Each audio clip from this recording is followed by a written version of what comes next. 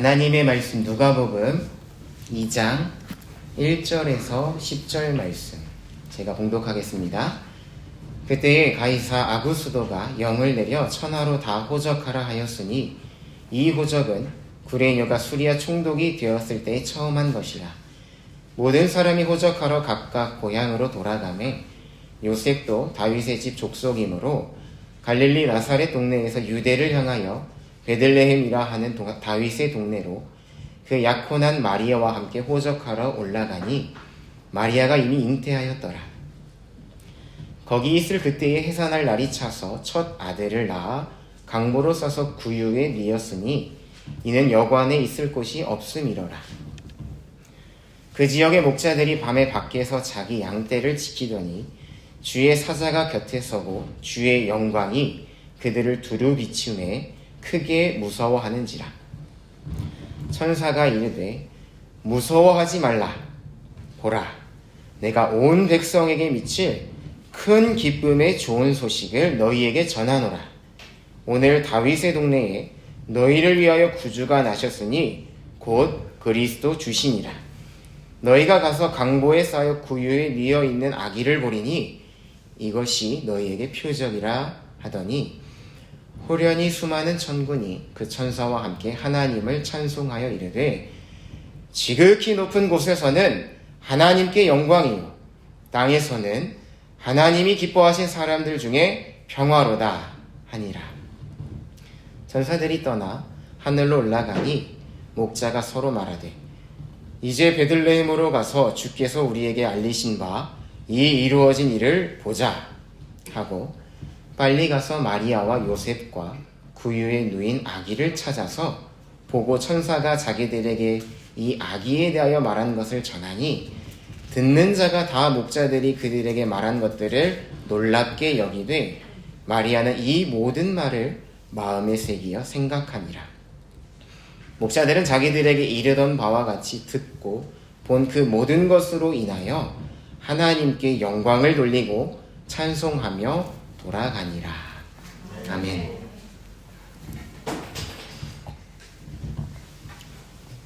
우리는 지난주에 사가랴와 엘리사벳이 아이를 낳고 사가랴가 하나님께 찬송하는 부분에 대해서 살펴봤습니다. 하나님께서는 하나님의 백성에 찾아오신다 했습니다. 저 멀리 계신 분 아니고 관심이 없으신 분 아니시고 찾아오신다라고 했어요. 황소와 같이 강한 힘으로 속량하셨다. 우리를 데려오셨다라고 하셨습니다. 데려오신 다음에는 그 데려오신 그 의미가 무엇인지, 구원의 의미가 무엇인지 알려주신다고 하셨습니다. 그것은 곧 하나님만 섬기게 하는 것이죠. 죄라는 것 여러 가지로 설명할 수 있는데 특별히 출애굽기 또 우리가 지난주 살펴본 것 다른 것을 섬기는 거죠. 다른 것을 의지하는 것입니다. 그런데 그것을 섬기고 의지하면 내 길이 편안해지는 것 아니라 오히려 눌린다라고 했어요. 그리고 하나님께서는 하나님만을 섬기는 중에 우리 발이 평강을 밟도록 하신다. 우리가 세상에 짓눌리지만 짓눌리지 않게 하시고 우리 발을 평강의 길로 인도하신다. 그러면서 창세기부터 쭉 연결을 해서 뱀의 후손이 발을 상처를 내려고 하지만 하나님께서는 그 발을 보호해 주신다라고 했어요. 평강의 길을 우리가 걸어가면서 뱀의 사탄의 역사도 밟아 나간다라고 했습니다. 오늘은 예수님 탄생에 대해서 살펴봅니다. 사가랴와 엘리사벳에게 아이가 태어난 후 얼마 뒤에 당시의 로마 제국입니다. 굉장히 강대국이고 전 세계를 다스렸던 그 로마 제국의 아우구스투스 황제가 우리 한글 성경에는 아구스도라고 되어 있는데 아우구스투스 황제입니다. 칙령을 하나 내립니다. 제국의 신민들은 다 들어라. 이 제국에 속한 모든 사람들은 다 주민 등록을 하여라 라고 칙령을 내립니다. 한국어로는 호적, 일본어로는 주민등록이라고 되어 있죠. 로마 제국으로부터 멀리 동쪽으로 떨어진 이스라엘 지역도 로마 제국의 속주였기 때문에 모든 사람이 가족 사항을 다 신고해야 했습니다. 우리 가족은 몇 명입니다. 우리의 경제 상황은 이 정도입니다. 라고 신고를 해야 되는 것이죠. 특별히 다른 국가, 다른 민족과 다르게 이스라엘 백성은요, 어디에 살고 있든지 자기의 그 본적, 출신 가문의 본적지로 돌아가서 등록을 해야만 했어요. 아무리 멀리 떨어져 있어도 본적지로 가야 되는 거죠. 한번 다음 넘겨주시면 잘 보이실지 모르겠어요. 위에 나사렛, 갈릴리 나사렛 지역이고 저 밑에 베들레헴 지역까지 가야 하는 것입니다. 네. 갈릴리 지역에서. 네, 요 앞에를 꺼주세요. 요셉과 네네.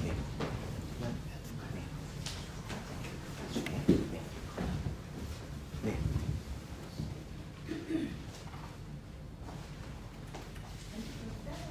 네. 다시 돌아오면 갈릴리 나사렛이란 지역에서 살았는데 베들레헴까지 가야 되는 거죠. 요셉이 다윗의 집에 속했기 때문이죠. 거리가 얼마 되어 보이지 않지만 한 100km 정도 됩니다. 네, 그리고 산악지형이에요. 산악지형이고 걸어서 한 3일 정도 되는 거리입니다. 그냥 걸어가는 건 아니라 지금 마리아는 만삭인 상태예요. 배가 제일 많이 나와 있는 상태죠. 100km 하면 우리 오사카 지역에서 직선 거리로 미에현에 있는 쯔시라는 그 시까지 걸어가는 거리인데 직선 거리는 100km예요. 근데 이렇게 구불구불 가면 한 140km 정도 된다고 해요. 실제로 이 직선 거리는 100km지만 요셉과 마리아도 100km 이상을 걸어가야 했던 것입니다.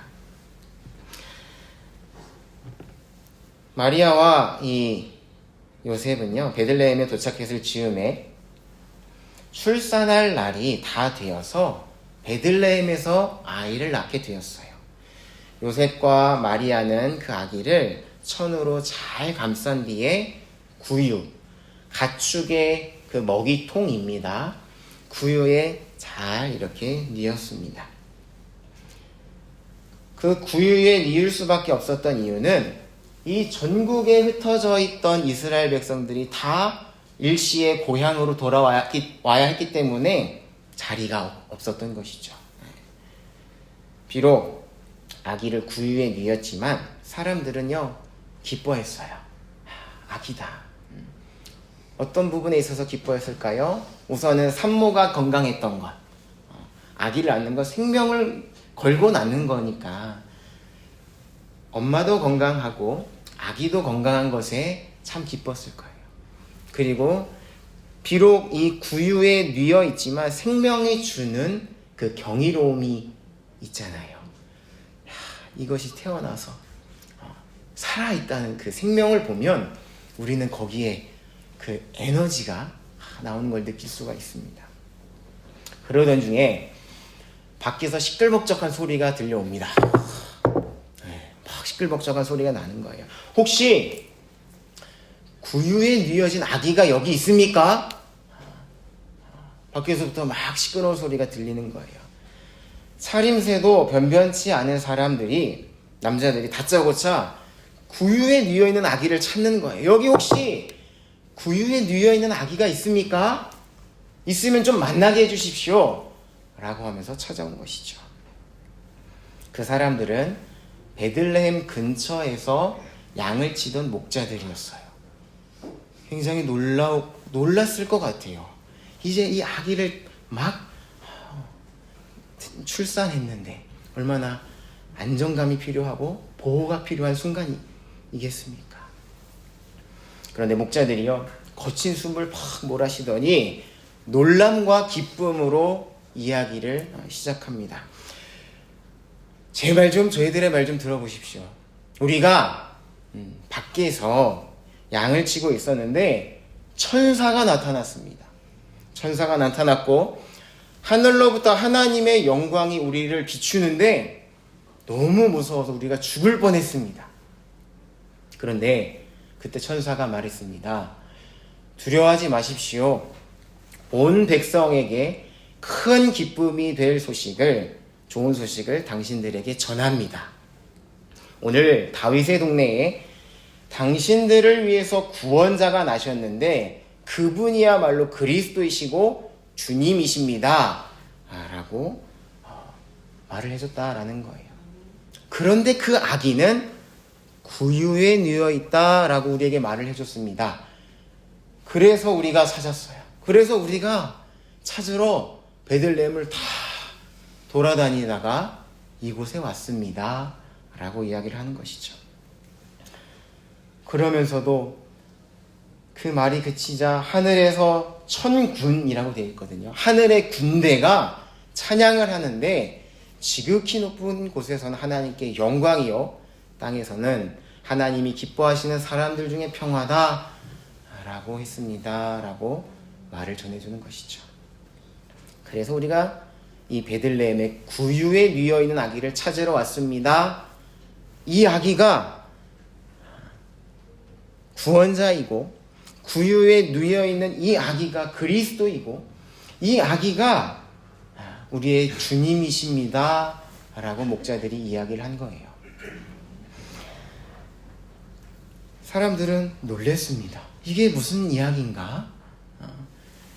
지금 누일 곳이 없어서 가축의 먹이통에 누워있는 이 아기가 구원자이고 그리스도이고 주님이라는 이 말, 정말 놀라운 일이다 라고 생각을 했고, 마리아는 그 모든 말을 마음에 담고 깊이 생각했다라고 말씀을 합니다. 목자들은 천사가 전해준 대로 그대로 된 것을 보고서 하나님을 찬송하며 영광 돌리며 돌아갔습니다. 로마의 제국이 지금 전 세계를 다스리고 있어요. 로마라는 그 수도로부터 저 멀리 떨어져 있고 식민 통치를 받고 있는 아주 작은 나라에 나을 곳이 없어서 구유에 누워있는 아기가 구원자이고 그리스도이고 주님이라는 소식이 전해졌고, 이것은 온 백성이 기뻐할 좋은 소식이다, 평화라고 했습니다. 구원자, 신의 아들, 주라는 표현은요, 당시 로마 제국 아우구스투스 황제를 칭송하는 표현이었어요. 그러면서 이 평화를 강조했던 것이죠. 한번 넘겨주세요. 실제 인물입니다. 이 황제가 왜 그러한 칭송을 받았는가? 나는 신의 아들이다. 내가 구원자다. 나를 통해서 이 제국의 평화가 주어진다. 넘겨보시면 이것은 악티움 해전이라고 실제 이 지중해 전체의 패권을 놓고 당시의 초강대국이었던 이집트와의 싸움, 그리고 로마 제국에 있던 내전을 전부 그치게 한 게 바로 아우구스투스였어요. 그렇기 때문에 전쟁을 그치고 독재를 끝내고 평화를 가져온 인물로 알려졌어요. 이렇게 선전을 했던 것이죠. 한번 넘겨주세요. 이 지중해의 패권을 갖고 있는 자가 강대한 나라예요. 지금 오른쪽 위에는 동전입니다. 아우구스투스 동전. 그리고 그 뒤에는 팍스라고 되어 있어요. 팍스, 평화. 이 시점을 기점으로 로마의 평화, 팍스 로마라는 그 기간 200년간 계속되는데 전쟁이 없는 거예요. 그 전에 전쟁이 너무 많았기 때문에 가장 약자가 누구예요? 여자와 아이들. 그런데 이 사람이 등장해서 전쟁을 다 없애버리고 전체를 다스리면서 온 전 제국에 이 깃발이 흩날리고 있습니다. 이런 상황이에요. 이 돈이 전 세계에 통용되고 있습니다. 그러면서 평화다. 이 황제가 우리에게 평화를 준다 라고 하고 있는데, 로마 황실이 아닌 저 오른쪽 밑에 잘 보이시지도 않는 저 지역에 식민 통치를 받고 있는 그 베들레헴 구유에 누워 있는 아기가 구원자다, 그리스도다. 그리스도라는 여러 의미가 있는데 왕이라는 의미가 있어요. 왕이다, 주님이다, 평화다. 한 번 더 넘겨주세요. 이게 안 보이는데 한번 꺼주세요, 불을. 렘브란트, 오란다에 있는 화가인데 렘브란트가 그린 그림입니다. 목자들이 찾아온 거죠. 그 전 슬라이드 넘기지 마시고, 전 슬라이드 그런 상황이에요. 그런 상황 속에서 구유에 누워있는 저 아기가 온 백성에게 평화를 줄 수 있을까? 라는 상황인 것입니다. 불을 켜주셔도 돼요. 그럼 우리는 어떡할까? 전 세계 패권을 놓고서 지금 어디와 어디가 경쟁을 하고 있어요? 미국과 중국이 경쟁을 하고 있죠. 전 세계의 앞바다에 미국의 항공모함이 다 배치가 되어 있습니다. 요충지마다 다 배치가 되어 있어요. 일본에는 오키나와에도 있고 도쿄의 요코스카 항구에도 미군이 주둔을 하고 있죠. 한국에도 주둔을 하고 있어요. 전 세계에 통용되는 화폐가 뭐예요? 달러입니다. 달러. 중국이 여기에 대한 불만을 갖고서 석유 거래를 이제는 위안화로 하자, 중국 돈으로 하자 했다가 이제 미국에서 더 이렇게 강하게 나서고 있는데, 그러면서 외칩니다. 아메리카 퍼스트. 미국이 최고다. 미국이 최고다. 미국과 붙은 나라가 살 거다. 라고 외치는 중에 우리가 지금 살아가고 있는 겁니다. 일본 뭐라고 외치고 있어요? Japan is back. 재팬이 돌아왔다. 이제는 강해질 거다. 우리가 일본이 세계 경제대국 2위였던 시기가 있었어요. 그렇죠? 그때가 돌아온다라고 지금 총리가 이야기를 하면서 진격의 거인 그 대사를 이용해서 이야기를 하죠. 비속어기 때문에 제가 그렇게 표현을 그대로 하지 않겠지만 조용히 하고 모든 것을 다 일본에 투자하라 라고 이야기를 하고 있어요.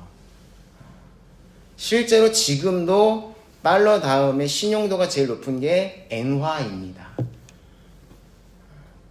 그러니까 일본과 친하게 지내라, 일본을 통해서 평화가 온다 라고 외쳐지고 있는 현실에서 우리가 지금 살아가고 있다는 겁니다. 한국은 하도 많이 바뀌어서 계속 바뀌어서 유지될지도 모르겠는데 기본적인 삶을 보장해 주겠다라고 이야기를 하고 있고, 실용, 기본과 실용을 초점을 맞춰서 이렇게 해나가고 있죠. 국가만 그럴까요? 이제는 그 국가로 권력, 다스림이 제한되지 않습니다. 글로벌 기업이 이야기를 하죠. 여러분들 다 지금 어떤 핸드폰 쓰고 계셔요? 사과. 네. 이 사과의 영향을 다 받고 계신 거예요, 여러분들. 애플 기업에. 엔비디아가 뭐라고 이야기하고 있는가? 가상현실에 있는 AI를 우리가 살고 있는 현실에 전부 다 도입을 해버리겠다. 그러면서 우리의 삶을 더 윤택하게 만들겠다. 거기로부터 우리의 삶에 평화가 온다라고 이야기하고 있는 현실에서 살아가고 있는 거예요. 거기는 우리의 동일하게 지금 믿음의 도전을 받고 있는 거죠. 테슬라. 일본에는 별로 테슬라 차가 없는 것 같은데 한국에는 참 많아요. 모토가 뭔가 하면 화석 연료 이제 그만 쓰고 지속 가능한 에너지로 우리가 다 바꿔버리자 하면서 이 지금 기업들이 이야기하고 있는 게 무엇인가? 전 세계를 새롭게 개편하려고 하고 있어요. 기업들은. AI 이런 걸 통해서 노동을 하지 않아도 편리하고 윤택하게 살아갈 수 있는 세계를 우리가 만들고 있다 라고 이야기를 하고 있어요. 여러분들 지금 사원 쓰고 계시잖아요. 엔비디아 모든 이 컴퓨터 PC에 많이 들어가는 것들입니다. 실제로 편리한 부분을 우리가 많이 느끼고 있어요.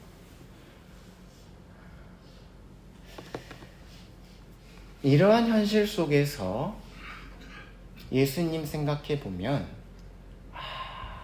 힘이 없어 보일 수가 있어요. 우리를 치료해주고 우리의 삶을 편리하게 해주고 우리의 삶을 윤택해주는 것들, 이 세상에서 오는 것들이 너무 많기 때문에 구유에 누이신 이 아기, 2000년 전에 십자가에 달려 돌아가시고 부활하셨던 그 예수의 능력이 오늘 나를 구원할 수 있는가? 내 현실 속에서 건져낼 수 있는가에 대한 도전을 지금도 받고 있다라는 것이죠.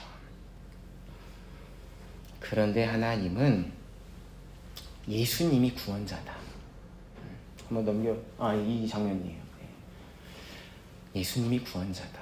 예수님이 왕으로서 다스리신다. 그리스도. 예수님이 주인이시다. 하나님이 말씀하셨다라는 겁니다.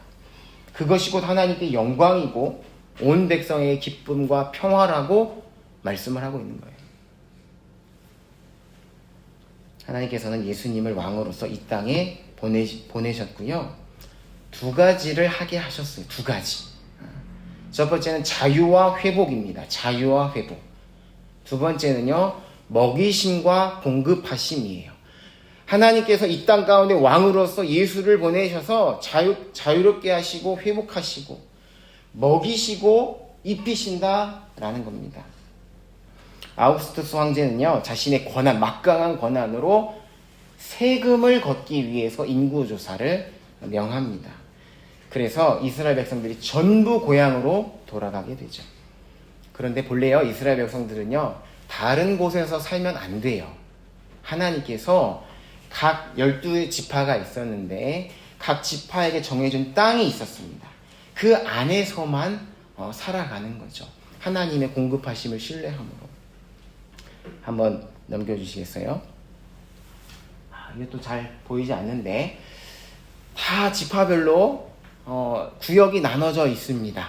그 안에서 살아가야 되는 거예요. 그런데 신앙적으로도 뭔가 문제가 있었고 하나님을 신뢰하지 못했던 부분이 있었고 또 사회적으로도 혼란스러우니까 자기 살 길 찾아서 다 흩어져 버린 거예요. 뿔뿔이 다 흩어져 버린 겁니다. 그렇게 해서 잘 살면 좋겠는데 그렇지도 못했어요. 요셉과 마리아, 다윗의 족속이었기 때문에 유다 지파예요. 유다 지파는 이 밑에 남부의 지방에서 살아야 되는데 잘 살아보겠다고 저 북부까지 갈릴리 지역까지 이주를 한 거예요. 이민을 간 겁니다. 잘 살면 좋겠지만 그렇지 못했어요. 그런데 예수님의 탄생과 함께 흩어져 있던 모든 이스라엘 백성이 각자의 자리로 돌아오게 된 것이죠. 원래 있어야 할 곳으로 돌아오게 되었다라는 것이죠. 갈릴리는요, 접경지대였어요. 이방과. 접경지대의 특성이 뭐예요? 정체성이 흐릿해요. 내가 이스라엘 사람인지 아니면 다른 나라 사람인지. 러시아와 핀란드 지금 국경을 막 삼엄하게 세우고 있는데 접경지대는 사람들의 왕래가 많기 때문에 내가 러시아 사람인지 내가 핀란드 사람인지 별로 중요하지가 않은 거죠. 그러니까 정체성을 다 잃어버린 거예요. 하나님의 백성이라는 그 사실을. 하나님으로부터 공급받고 하나님으로부터 먹이심을 받는 그거를 다 잊어버리고 흩어져서 살아가게 된 것이죠. 그런데 예수님의 탄생과 함께 유다 지파가 받은 베들레헴으로 돌아오게 됩니다. 예수님과의 탄생과 함께 모든 족속들이 원래의 자리로 돌아가게 회복이 된 것이죠. 이것은 오늘 조금 어려울 수 있어요. 영적 희년을 가리키는 거예요. 영적 희년이 시작되었다라는 신호탄을 알려주는 겁니다. 희년은 구약의 제도인데 그냥 50년에 한 번 오는 날짜예요. 그 날이 되면 이 지역에, 이 이스라엘 지역에 있는 모든 지역에서 나팔이 크게 울립니다. 그러면서 모든 빚이 다 없어져요. 모든 빚을 다 탕감해 주는 겁니다. 노예였던 사람들, 나는 원래 빚을 10년 동안 갚아야 되는데 다 없어져요. 내가 원래 노예로 더 살아야 되는데 이제 자유하게 되는 거예요. 그리고 토지도 원래 다 모두에게 주어졌기 때문에 다 돌려받게 됩니다. 회복이 되는 거죠. 왕이신 예수님을 통해 다 회복이 된다라는 것을 이 호적 등록하는 것, 그걸 통해서 알려지게 되는 것입니다. 황제는 세금 받으려고 주민등록하라고 했지만 하나님께서 보내신 왕은요, 모든 빚을 다 없애주는 분이세요. 모든 죄를 다 사해주는 그런 왕이라는 것입니다.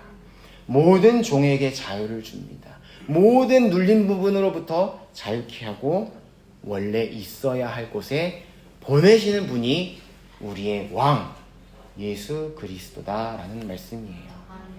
그래서 제가 이전에 말씀드린 것처럼 누가복음 4장, 예수님이 성경을 딱 피셔서 사람들에게 처음으로 가르치신 말씀이 4장 18절 말씀입니다. 같이 한번 읽어보기를 원합니다. 4장 18절.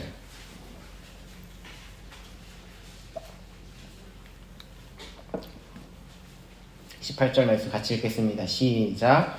주의 성령이 내게 임하셨으니 이는 가난한 자에게 복음을 전하게 하시려고 내게 기름을 부으시고 나를 보내사 포로된 자에게 자유를, 눈먼 자에게 다시 보게 함을 전파하며 눌린 자를 자유롭게 하고 주의 은혜의 해를 전파하게 하려 하심이라 하였더라. 아멘.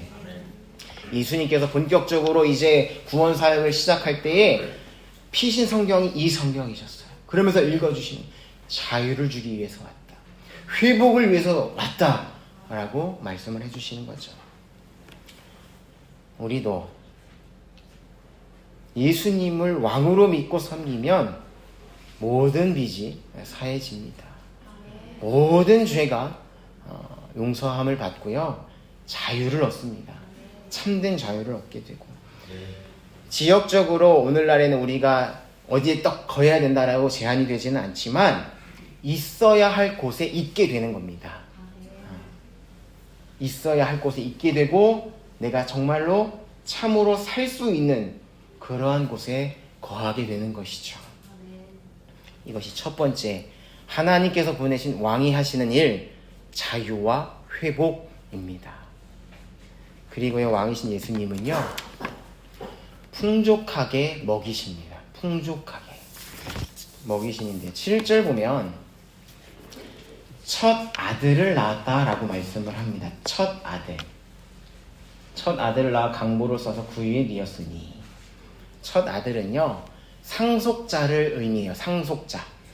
상속자는 아버지의 것을 전부 가지고 있는 위치예요. 아버지의 모든 재산. 그런데 그 아기가요, 비어있는 구유, 비어있는 먹이통에 놓이게 됩니다. 하나님의 아들이신 예수님께서 비어있는 구유에 놓이게 되었습니다. 이건요, 하나님께서 보내신 왕을 통하여서 하나님의 백성에게 그 비어있는 공간을 채워주신다는 거예요. 풍족하게 먹이신다라는 의미입니다.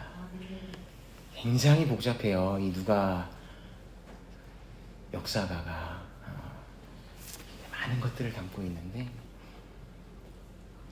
채우시고 먹이시고 공급하신다라는 것을 그 아기 된 순간부터 알리신 거죠.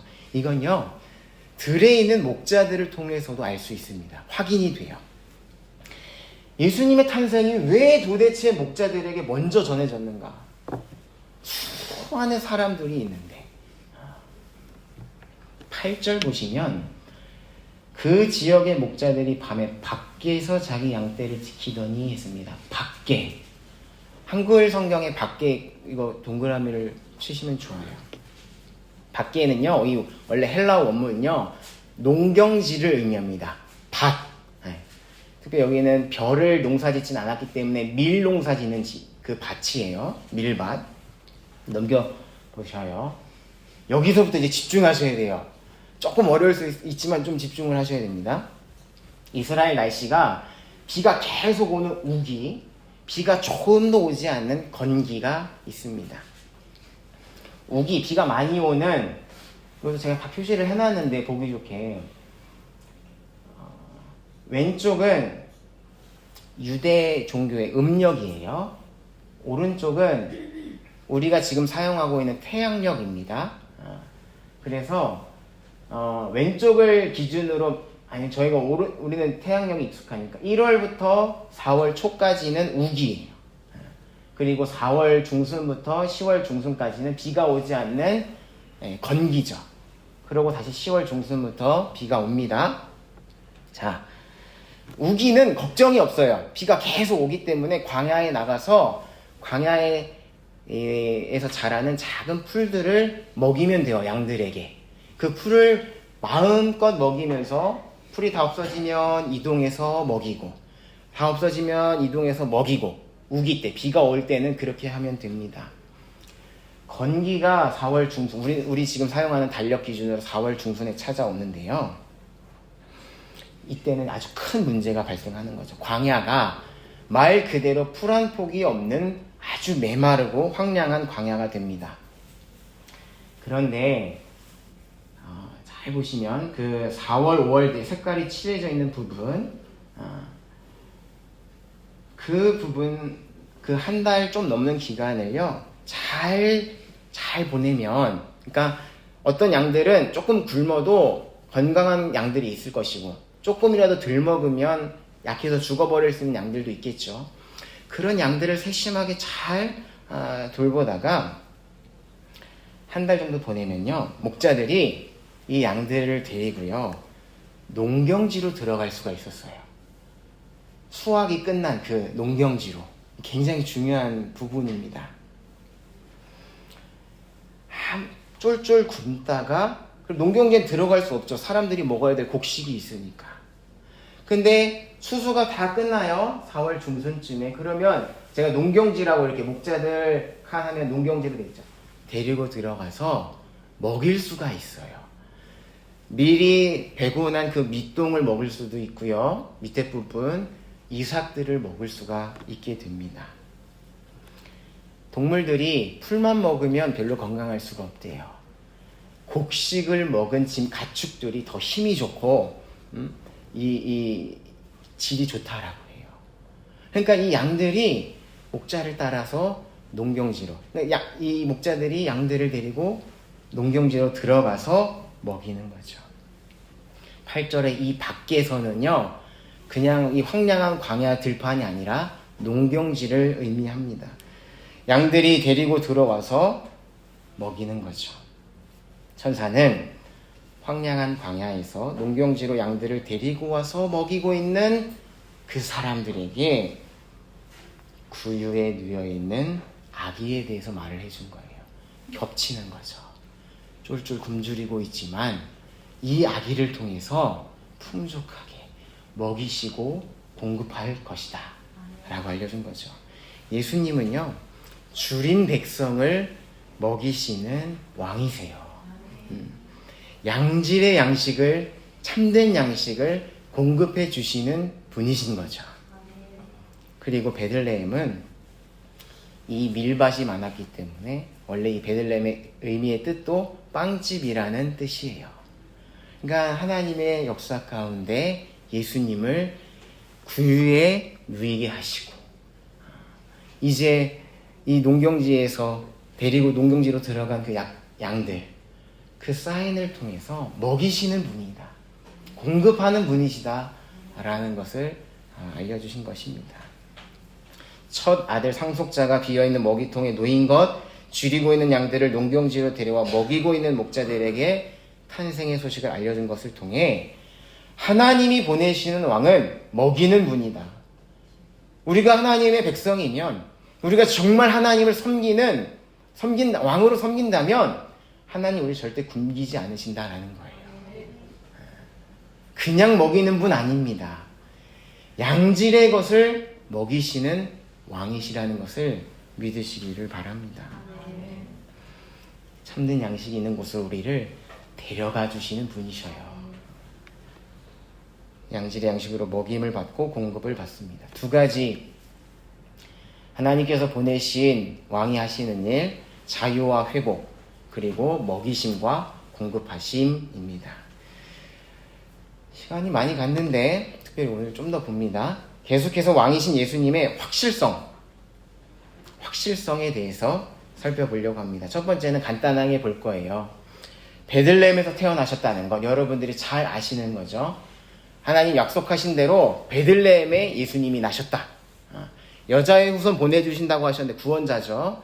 아브라함의 후손, 다윗의 후손, 유다지파 다윗의 후손, 그 다음에 처녀가 잉태할 것, 베들레헴에서 나실 것, 그것을 약속하신 대로 이루셨다라는 거죠.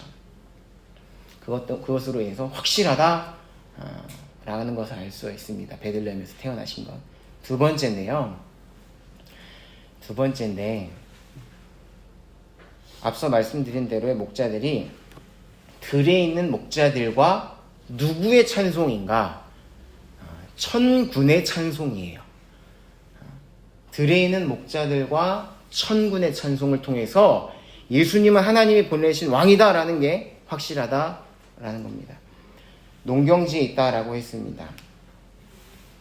그러면 예수님은 언제 태어나셨는가?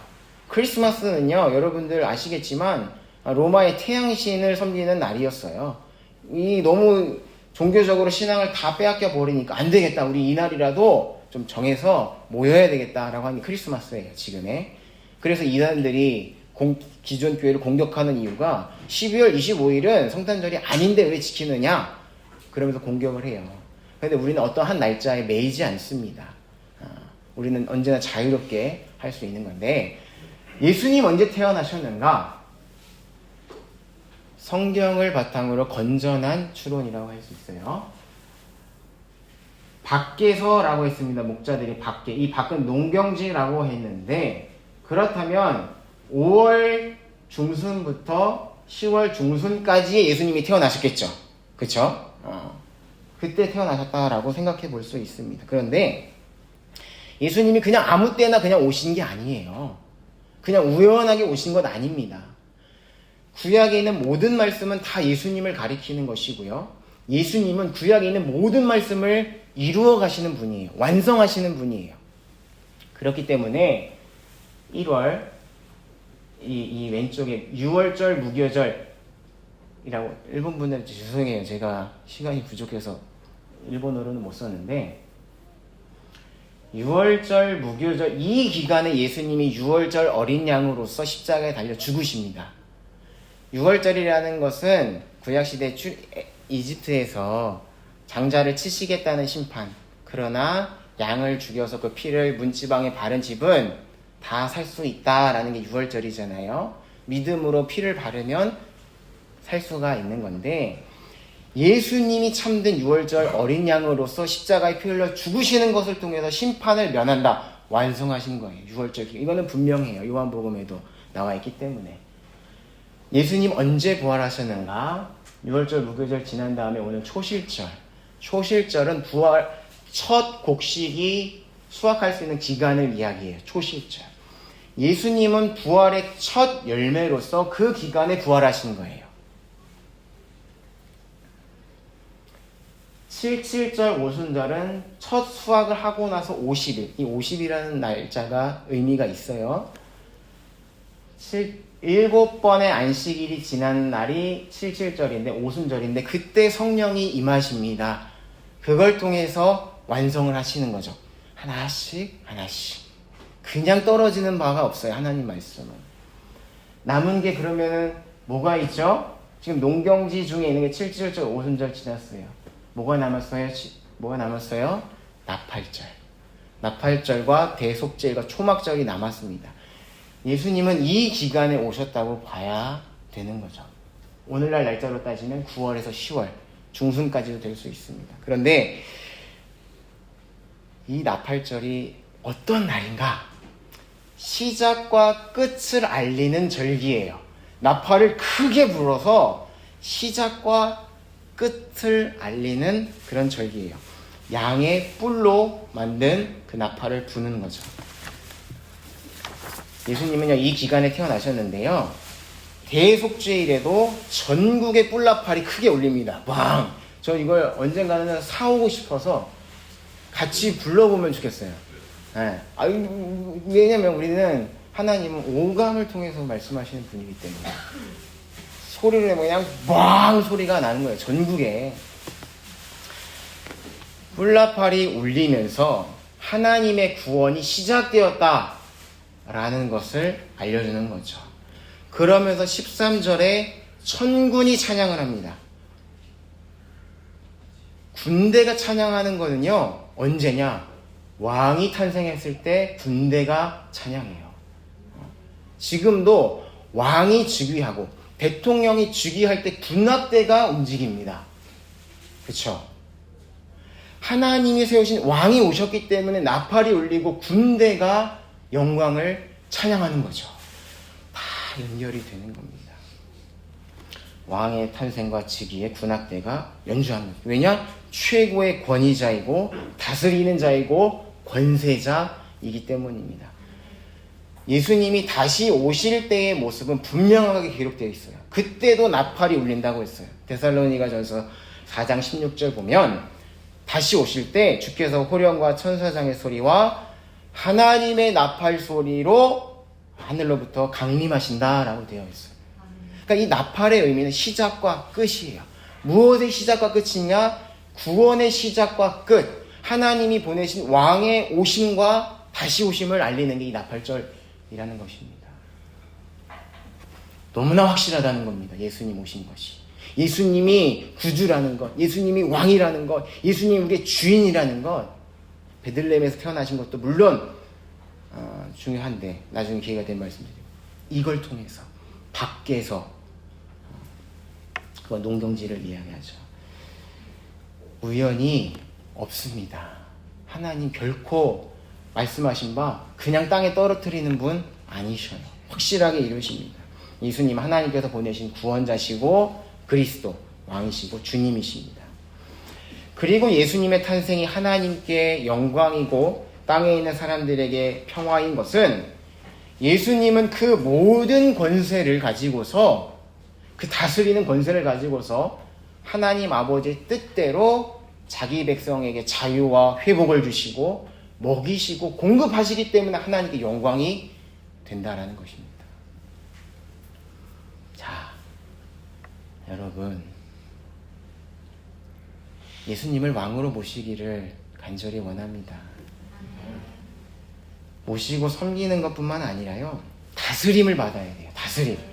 조금 과격한 표현, 자극적인 표현일 수도 있지만 다스림을 받아야 돼요. 참된 왕의 다스림을 받으면 자유가 있고 회복이 있어요. 내가 있어야 할 곳에 있게 되는 것입니다. 그러면서 우리가 진짜 먹어야 될 것들, 진짜 필요한 것들 왕께서 공급해 주신다라는 말씀이에요. 여러분, 예수님은 하나님께서 보내신 왕이라는 것을 확신하시고 마음에 잘 간직하셔서 그러한 은혜를 풍성하게 누리시기를 간절히 바랍니다. 기도하겠습니다.